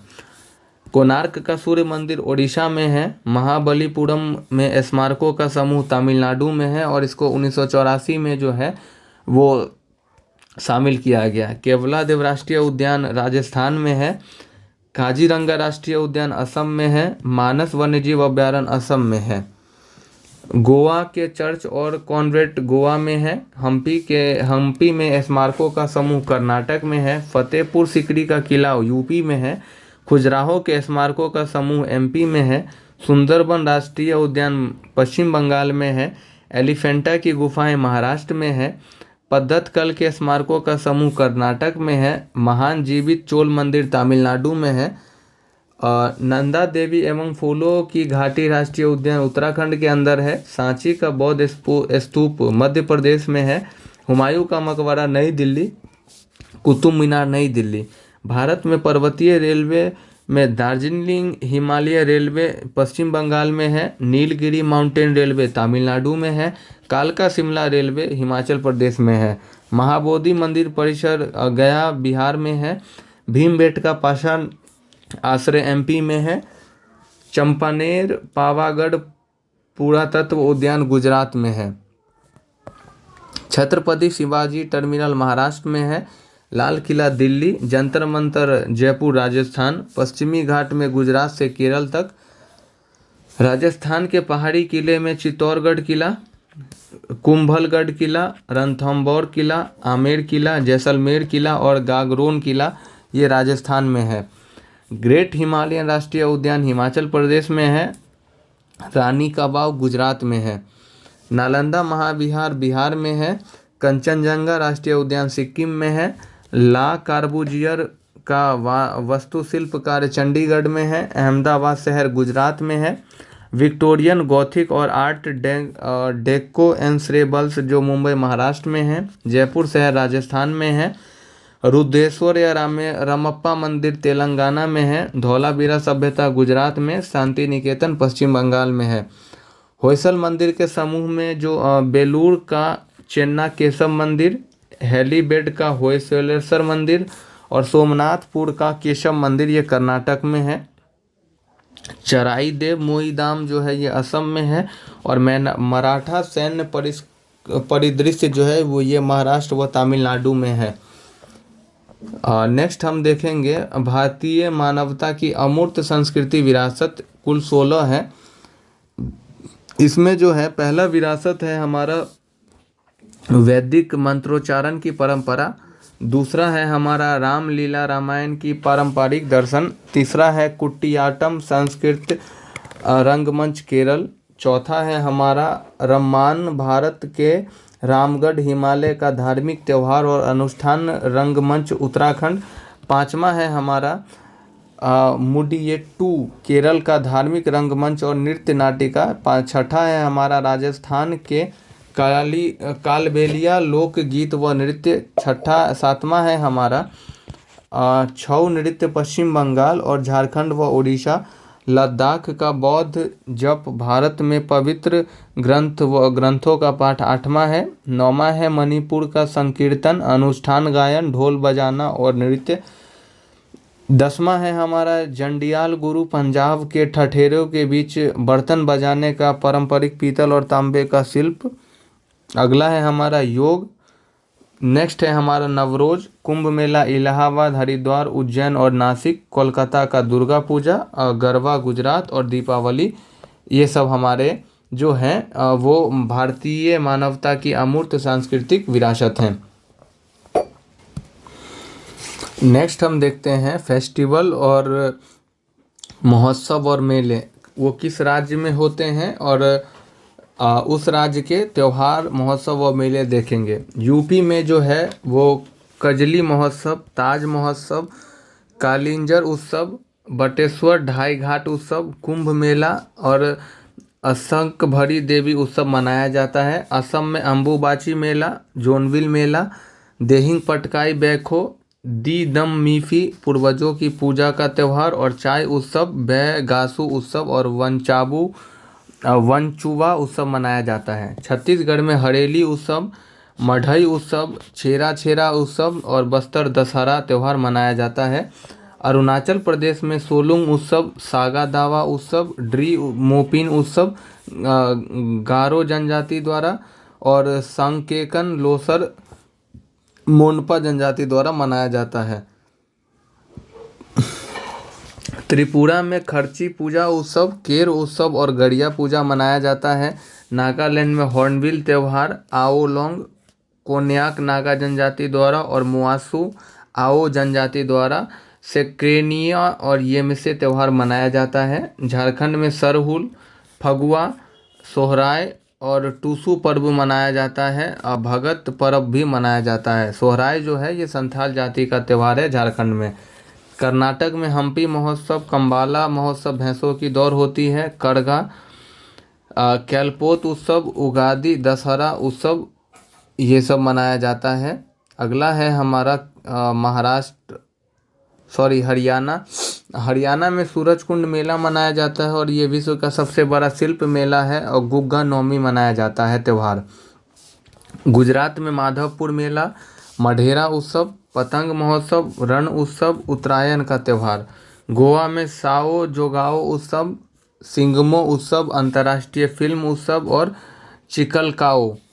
आंध्र प्रदेश में फ्लेमिंगो महोत्सव, उगादी और तिरुपति तिरुमाला महोत्सव मनाया जाता है। मध्य प्रदेश में निमाड़ी मिर्च त्यौहार, घड़लिया, भगोड़िया हाट, लोकरंग उत्सव और माडू महोत्सव मनाया जाता है। केरल में ओणम, मकर विल्लक्कू विशु, त्रिशूरपूरम, वल्लम काली बोट रेस, थेयम अट्टुकल अर्थकल पर्व, निशांगदी उत्सव, कलपति रथ महोत्सव मनाया जाता है। सिक्किम में सागा दावा, सोनम लोसांग येन्या, लोसुंग त्यौहार और सकेवा त्यौहार, बुमचू त्यौहार आदि मनाया जाता है। मेघालय में बांग्ला,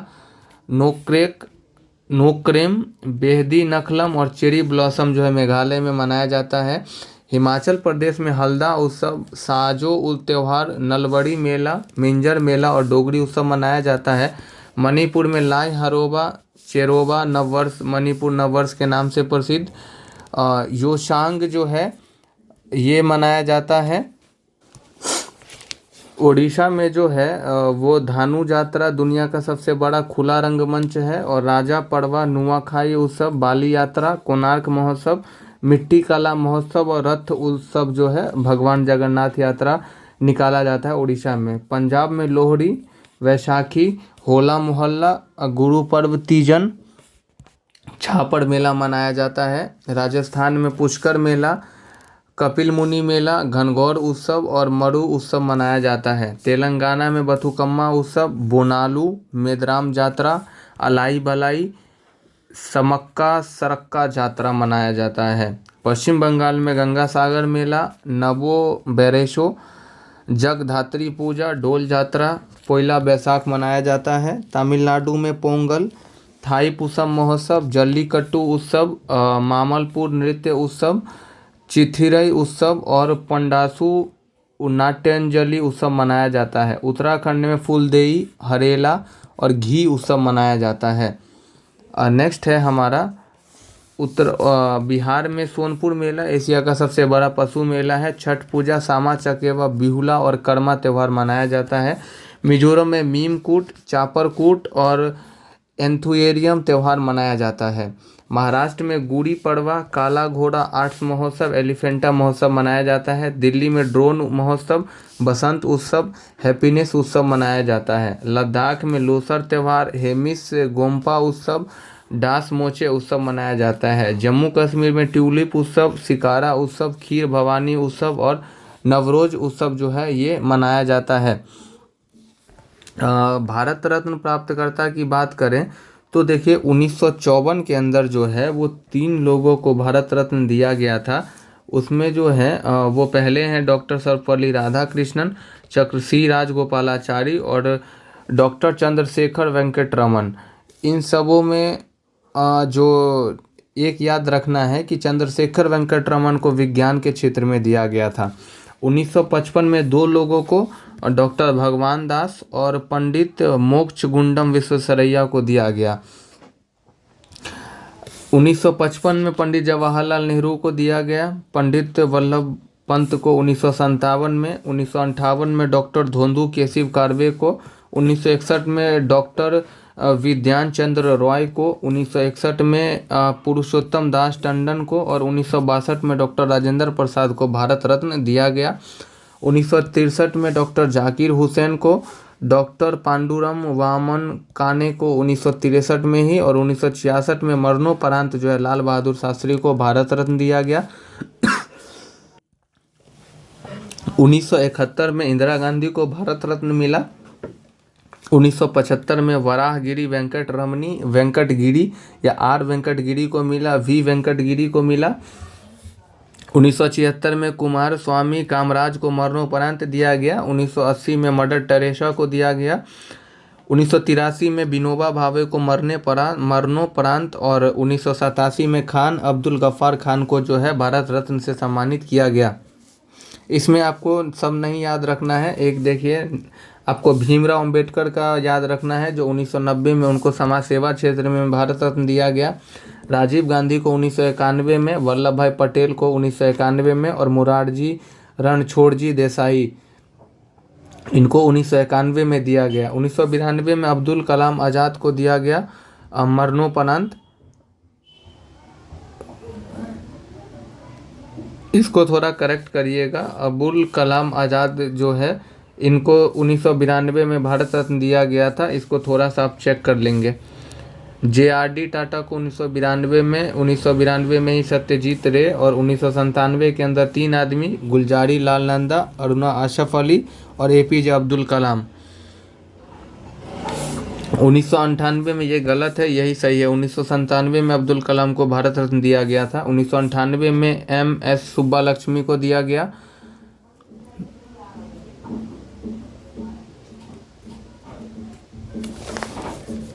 अब यहाँ से आप ये ध्यान रखिएगा, अमर्त्य सेन को 1999 में, और 1999 में भी 3 लोगों को दिया गया था। लता मंगेशकर को 2001 में दिया गया कला के क्षेत्र में।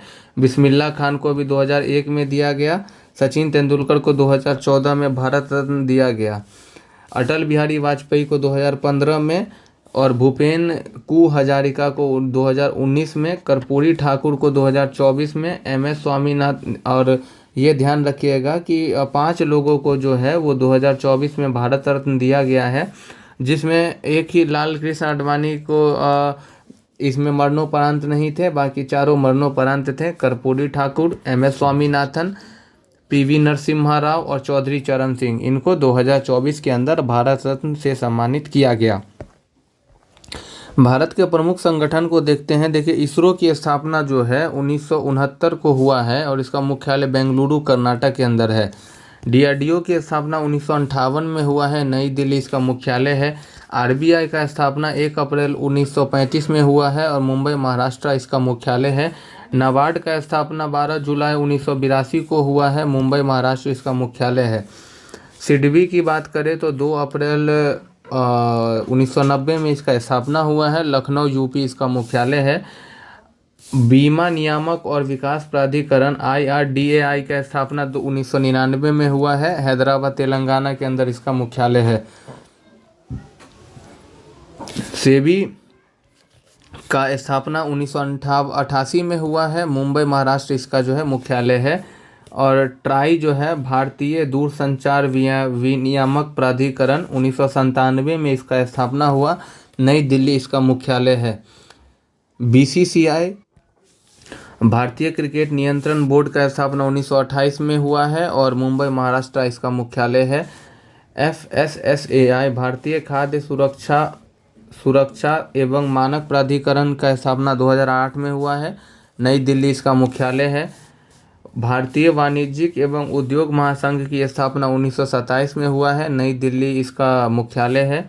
CSIR जो है वैज्ञानिक एवं औद्योगिक अनुसंधान परिषद, इसका स्थापना 1942 में हुआ है, नई दिल्ली इसका मुख्यालय है। LIC का जो स्थापना है 1956 में हुआ है, मुंबई महाराष्ट्र इसका हेडक्वार्टर है। बार्क भाभा परमाणु अनुसंधान केंद्र का स्थापना 1954 में हुआ है। ट्राम्बे मुंबई इसका मुख्यालय है। और NCERT राष्ट्रीय शैक्षिक अनुसंधान और प्रशिक्षण परिषद का स्थापना वर्ष 1961 है और नई दिल्ली इसका मुख्यालय है।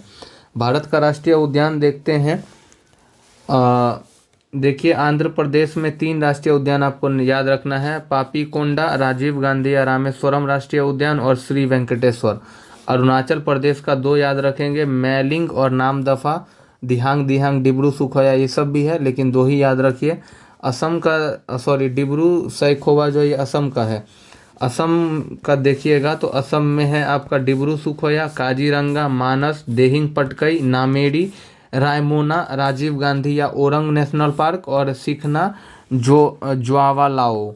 बिहार का एक वाल्मीकि याद रखिए। छत्तीसगढ़ में 3 गुरु घासीदास जिसको संजय गांधी राष्ट्रीय उद्यान कहते हैं, इंद्रावती और कांगेर घाटी। गोवा का मालेम, गुजरात का ब्लैक बक और गिर, समुद्री कच्छ की खाड़ी, वसंदा और कालेसरी गुजरात का है, वसंदा, कालेसरी और सुल्तानपुर जो है ये हरियाणा में है। ग्रेट हिमालयन और इंद्रकिला हिमाचल प्रदेश में है और खीरगंगा भी हिमाचल प्रदेश का राष्ट्रीय उद्यान है।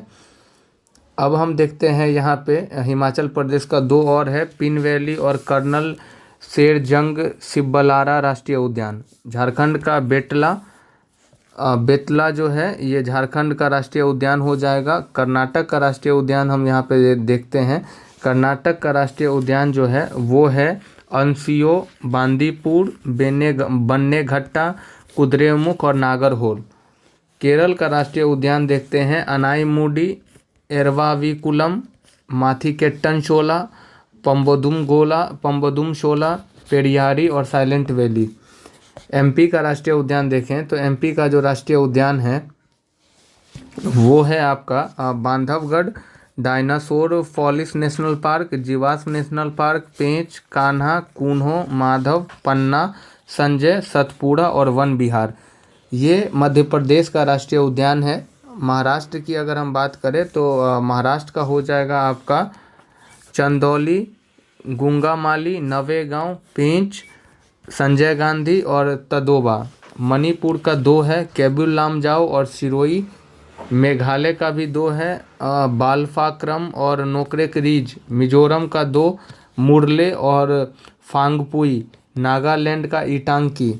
ओडिशा का 2, भीतरकनिका और सिमलीपाल। राजस्थान का डेजर्ट नेशनल पार्क, केवलादेव और मुकुंदरा हिल्स। रणथंभौर और सरिस्का भी राजस्थान का ही राष्ट्रीय उद्यान है। सिक्किम का कंचनजंगा। तमिलनाडु का राष्ट्रीय उद्यान की बात करें तो गिंडी, मन्नार का खाड़ी नेशनल पार्क, इंदिरा गांधी अन्नामलाई, मधुमलाई और मरकुती। तेलंगाना का 3 याद रखिएगा, कासू, ब्रह्मानंद रेड्डी, महावीरा, हरिना वनस्थली, मृगवानी। त्रिपुरा का धूमिर तेंदुए, त्रिपुरा का ही बाइसन जो है राष्ट्रीय उद्यान है। यूपी का देखिए, यूपी का दुधवा हो जाएगा। उत्तराखंड का राष्ट्रीय उद्यान है कार्बोनेट, गंगोत्री, गोविंद, नंदा देवी, राजाजी और फूलों की घाटी। पश्चिम बंगाल का राष्ट्रीय उद्यान है बुक्सा, गोरुमारा, जल्दापारा, न्यूरा घाटी, सिंगलीला और सुंदरबन। अंडमान निकोबार का Campbell Bay, Galathea Bay, Mahatma Gandhi Marine, Mount Harriet, Rani Jhansi Marine National Park, Saddle Peak. ये अंडमान निकोबार का राष्ट्रीय उद्यान है। जम्मू कश्मीर का राष्ट्रीय उद्यान है किश्तवाड़, दाचीग्राम, काजीनाग और सिटी फॉरेस्ट या सलीम वलीम राष्ट्रीय उद्यान। लद्दाख का है हेमिस। भारत का टाइगर रिजर्व देखें तो बांदीपुर टाइगर रिजर्व जो है कर्नाटक में है, कॉर्बेट टाइगर रिजर्व उत्तराखंड में है, मानस टाइगर रिजर्व असम में, कान्हा मध्य प्रदेश, सुंदरबन टाइगर रिजर्व पश्चिम बंगाल में, रणथंभौर टाइगर रिजर्व झारखंड में, पलामू टाइगर रिजर्व झारखंड में, सिमलीपाल टाइगर रिजर्व उड़ीसा में, मेलघाट टाइगर रिजर्व महाराष्ट्र में, सरिस्का टाइगर रिजर्व राजस्थान में, पेरियार टाइगर रिजर्व केरल में, इंद्रावती टाइगर रिजर्व छत्तीसगढ़ में, बक्सा टाइगर रिजर्व पश्चिम बंगाल में, नागा अर्जुन श्री सैलम टाइगर रिजर्व आंध्र प्रदेश में, नामदफा टाइगर रिजर्व अरुणाचल प्रदेश में, दुधवा टाइगर रिजर्व उत्तर प्रदेश में, कलाकंड मुंदन थरई टाइगर रिजर्व तमिलनाडु में, वाल्मीकि टाइगर रिजर्व बिहार में, इंदिरा प्रियदर्शनी पेंच टाइगर रिजर्व मध्य प्रदेश में, बांधवगढ़ टाइगर रिजर्व मध्य प्रदेश में, डडोबा अंधेरी टाइगर रिजर्व महाराष्ट्र में, डंपा टाइगर रिजर्व मिजोरम में, पन्ना टाइगर रिजर्व मध्य प्रदेश में, भद्रा टाइगर रिजर्व कर्नाटक में, पेंच टाइगर रिजर्व महाराष्ट्र में, पक्के टाइगर रिजर्व अरुणाचल प्रदेश में, सतपुड़ा नामेरी टाइगर रिजर्व मध्य प्रदेश में, नामेरी टाइगर रिजर्व असम में, उदंती सीता नदी टाइगर रिजर्व छत्तीसगढ़ में, अन्नामलाई टाइगर रिजर्व तमिलनाडु में, काजीरंगा टाइगर रिजर्व असम में, सतकोसिया टाइगर रिजर्व ओडिशा में, और डांगडेली या काली टाइगर रिजर्व कर्नाटक में, अचानकमा टाइगर रिजर्व छत्तीसगढ़ में, मधुमलई टाइगर रिजर्व तमिलनाडु में, संजय डुबरी टाइगर रिजर्व मध्य प्रदेश में, पेरम्बीकुलम टाइगर रिजर्व केरल में, नागरहोल टाइगर रिजर्व कर्नाटक में, सह्याद्री टाइगर रिजर्व महाराष्ट्र में है, बालगिरी रंगनाथ टाइगर रिजर्व कर्नाटक में, कावल टाइगर रिजर्व तेलंगाना में, Sathyamangalam tiger reserve Tamil Nadu, Navegaon Nagzira tiger reserve Maharashtra, Mukundra Hills tiger reserve Rajasthan, Amrabad tiger reserve Telangana, Bor tiger reserve Maharashtra, Pilibhit tiger reserve Uttar Pradesh, Rajaji tiger reserve Uttarakhand, Kamlang tiger reserve Arunachal Pradesh, Orang tiger reserve Assam, Shri Villiputhur Meghamalai tiger reserve Tamil Nadu, Ramgarh Vishdhari tiger reserve Rajasthan, Ranipur tiger reserve UP, धौलापुर Karauli tiger reserve Rajasthan, वीरांगना Durgavati tiger reserve Madhya प्रदेश, गुरु घासीदास या Tamor Pingala tiger reserve Chhattisgarh, Ratapani वन्यजीव अभ्यारण्य Madhya Pradesh, Madhav tiger reserve Madhya प्रदेश। Ramsar sites को देखते हैं।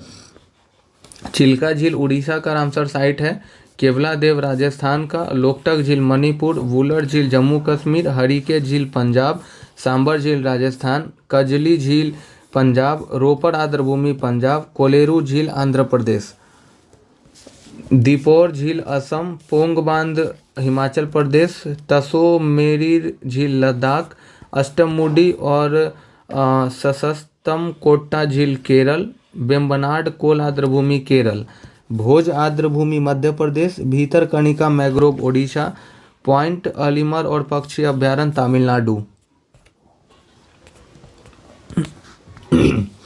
पूर्व कोलकाता आर्द्रभूमि पश्चिम बंगाल और हिमाचल प्रदेश में है चंदेरटल आर्द्रभूमि और रेणुका आर्द्रभूमि। होकर और सूरीसर और मानसर झील जो है वो जम्मू कश्मीर का आर्द्रभूमि है। रुद्रसागर झील त्रिपुरा, ऊपरी गंगा नदी उत्तर प्रदेश, नाल सरोवर पक्षी अभ्यारण्य गुजरात, सुंदरबन डेल्टा क्षेत्र पश्चिम बंगाल, नंदूर मध्यमेश्वर महाराष्ट्र, कशेपुर मियामी कम्युनिटी रिजर्व पंजाब यहाँ का आर्द्रभूमि है। ये नांगल वन्यजीव अभ्यारण्य पंजाब, व्यास संरक्षण रिजर्व पंजाब। यूपी का आर्द्रभूमि क्षेत्र देखें तो यूपी का आर्द्रभूमि क्षेत्र है आपका सरसई नावर झील, पार्वती अर्घा पक्षी अभ्यारण्य, समन पक्षी अभ्यारण्य, समसपुर पक्षी अभ्यारण्य, सांडी पक्षी अभ्यारण्य, नवाबगंज पक्षी अभ्यारण्य। ये उत्तर प्रदेश का आर्द्रभूमि क्षेत्र है। उत्तराखंड का आसन कंजर्वेशन रिजर्व, बिहार का कांवरताल झील, लोनार झील महाराष्ट्र का, सुर सरोवर झील उत्तर प्रदेश का, लद्दाख का है त्योसोकर आर्द्रभूमि और गुजरात का है बदवाना आर्द्रभूमि और थोल झील वन्यजीव अभ्यारण्य। सुल्तानपुर राष्ट्रीय उद्यान हरियाणा का है, भिंडावास वन्यजीव अभ्यारण्य हरियाणा का है। यूपी का हैदरपुर वेटलैंड और बखीरा वन्यजीव अभ्यारण्य है। गुजरात का खिजड़िया वन्यजीव अभ्यारण्य है। तमिलनाडु की बात करें तो तमिलनाडु का करिकिली पक्षी अभ्यारण्य, Pallikaranai marsh reserve forest,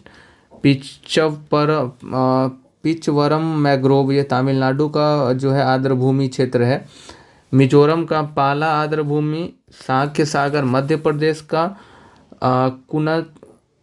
कुनथन coulomb पक्षी अभयारण्य तमिलनाडु, मन्नार की खाड़ी तमिलनाडु, उदय मार्थदमपुरम पक्षी अभयारण्य तमिलनाडु, वेदांतंगल पक्षी अभयारण्य तमिलनाडु और वलोड पक्षी अभयारण्य भी तमिलनाडु का आर्द्रभूमि क्षेत्र है।